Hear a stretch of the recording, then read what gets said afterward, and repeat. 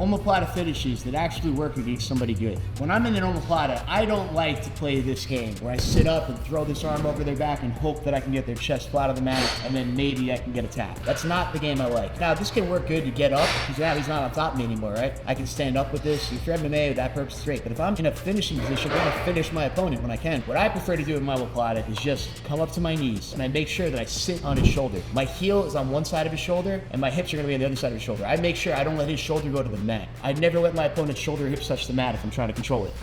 If he touches the mat with his shoulder, he's got control of it. When it's all on me, I've got control of it. So now, I make sure I've got dominant shoulder control. I don't want his shoulder touching the mat. If his shoulder's touching the mat, he's gonna get out every time. I wanna make sure that I'm between my opponent's shoulder, and the mat. And I'm also clamping it down from the top of my body weight. And I'm controlling his elbow. And I'm clamping it from this side. I've got a lot of control here. Even though I've only on one corner of his body, it's a pretty important corner of his body. He's not going anywhere quick. Now, from here, I have a sweep. I can go on top. He thinks that's what I want. He's gonna be defending that, right? But in reality, I'm gonna get finished. All I'm gonna do is roll again. And he's not in position to stop at this time. So now when I roll, I make sure his hand goes outside of his body.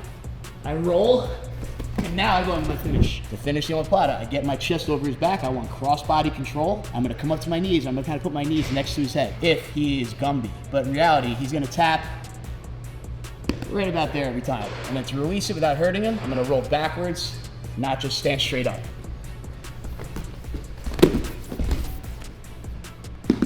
Now this Omoplata actually gets a tap. Follow me for more Omoplata secrets.